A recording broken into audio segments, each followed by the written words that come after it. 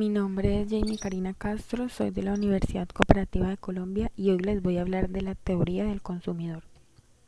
Teoría del consumidor es una rama de la microeconomía que estudia el comportamiento de un agente económico en su carácter de consumidor de bienes y de servicios encaminada a la obtención de la curva de demanda del consumidor para los distintos bienes, llegando al concepto de utilidad marginal. Esta teoría relaciona las preferencias, las curvas de indiferencia y las restricciones presupuestarias a las curvas de demanda del consumidor.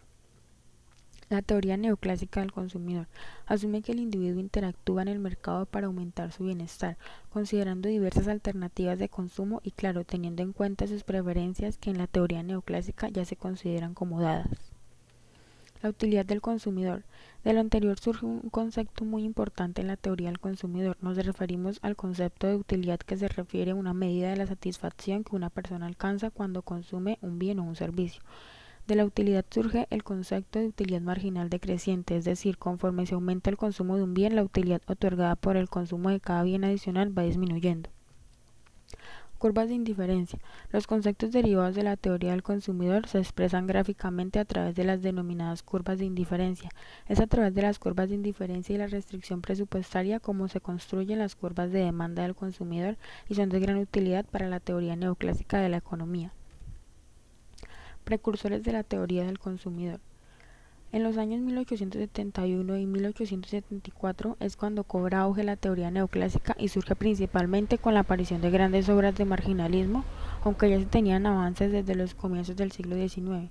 Cabe destacar que la aparición de las teorías marginalistas llega a la conclusión de que en sí la teoría económica estuvo dominada por la economía clásica, que se enfocaba en grupos o agregados económicos. Teoría del consumidor. Excedente del consumidor. Diferencia entre la cantidad máxima dispuesta a pagar y lo que realmente se paga. Eficiencia del mercado. La asignación de mercado que lleva a maximizar el excedente que reciben las personas que fluctúan en el mercado. Excedente del productor. Este es el precio de venta que percibe el productor por un bien menos el coste de producirlo. Preferencias y utilidad. La obtención de alternativas para decidir cuál es la preferida o si es indiferente, dado que las dos dan la misma satisfacción.